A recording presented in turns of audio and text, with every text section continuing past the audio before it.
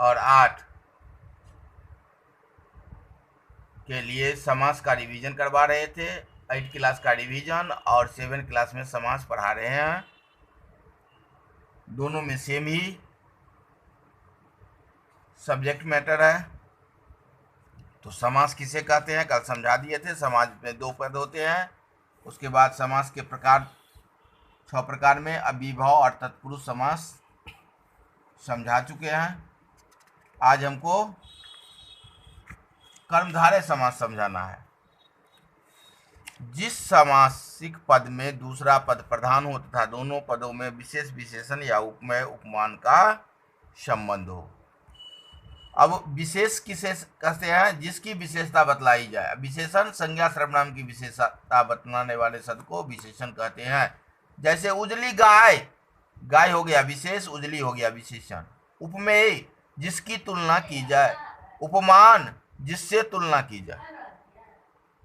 उपमेय जिसकी तुलना की जाए, उपमान जिससे। चंद्रमुखी में मुख उपमेय हो गया, चंद्रमा उपमान हो गया। इस प्रकार जिस समास में दोनों पदों के बीच विशेष विशेषण या उपमेय उपमान का संबंध हो उसे हम कर्मधारय समास कहते हैं। जैसे विशेषण विशेष पहला पद विशेषण। प्रधानमंत्री, प्रधान है जो मंत्री, यानी मंत्री हो गया विशेष और प्रधान हो गया विशेषण। महाराजा, राजा हो गया विशेष और महा यानी महान हो गया विशेषण। उपमेय उपमान। मुखचंद्र, इसमें मुख हो गया उपमेय, चंद्र हो गया उपमान। कमल नयन समासिक पद है, कमल के समान नयन। ये कर्मधारय समास। जिस समास में दोनों पदों के बीच विशेष विशेषण या उपमेय उपमान का संबंध हो उसे कर्मधारय समास कहते हैं। जैसे चंद्रमुखी, प्रधानमंत्री, कमल नयन। द्विगु समास। जिस समास का पहला पद या पूर्व पद संख्यावाची हो उसे हम द्विगु समास कहते हैं। जैसे पंचवटी, पंच मतलब 5, वाटों का समूह। त्रिलोक, तीनों लोकों का समूह। चौमासा, 4 मासों का समूह।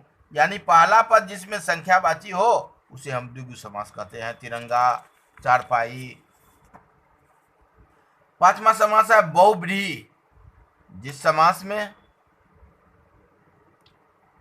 कोई पद प्रधान नहीं होता है बल्कि समस्त पद किसी और अर्थ का वाचक बन जाता है उसे बहुव्रीहि समास कहते हैं। जैसे श्वेतांबर, श्वेत है जिसके वस्त्र अर्थात सरस्वती। गजानन, गज के समान आनन है जिसका, यानी मुख गणेश। चक्रधर, चक्र को धारण करने वाला अर्थात विष्णु। और छठा है द्वंद्व समास। जिस समास में दोनों खंड समान हो यानी दोनों खंड प्रधान हो उसे हम द्वंद्व समास कहते हैं। जैसे रुपया, पैसा, आय, व्यय, क्रय, विक्रय इत्यादि।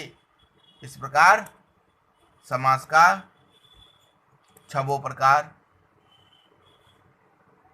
का लक्षण, उदाहरण विस्तृत रूप से समझा दिए हैं। कल